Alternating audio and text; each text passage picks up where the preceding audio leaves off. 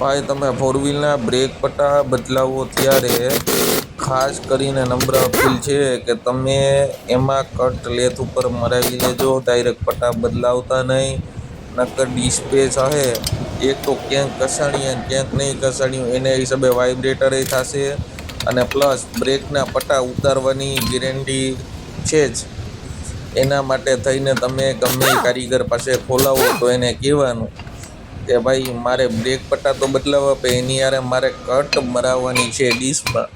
જો તમે ડિસ્કમાં કટ મરાવશો ને તો તમારે ગાડી વાઇબ્રેટિંગ નહીં કરે, બ્રેક મારશો તો અવાજ નહીં આવે, ને બ્રેક પટ્ટા વરસથી હાલતા હશે એની બદલે 2 વર્ષ હાલવાની શક્યતા રહેશે. ખાસ કરીને જો આ રીતના લેથમાં કટ તમે મરાવજો એટલે તમારે ક્યાંય કંઈ કરવું નહીં પડે.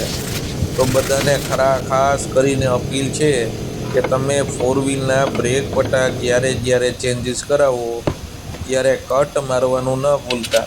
અને બ્રેકને ડિસ્ક બને ત્યાં સુધી નવી ન નખાય. બધા કારીગર નાખે છે એને આપણાથી કંઈ કહેવાય નહીં, પણ બ્રેકના પટ્ટા ઓરિજિનલ નાખવાના, બાકી ડિસ્ક નાખવાની જરૂર નથી તમારે. આ ડાયરેક્ટ કારીગર કહે છે ડિસ્ક બદલાવો. મારી જ ગાડીની વાત કરું, મેં બ્રેકના પટ્ટા બદલાવા ગયો હતો, મને ચોખ્ખું કીધું કે ડિસ્ક ચેન્જીસ કરવી પડે. તો મેં ડિસ્ક ચેક કરીને તો ડિસ્ક કમ્પ્લીટ હતી. મેં કીધું કટ મરાવીને પટ્ટા મેં નવા નાખી દીધા. એટલે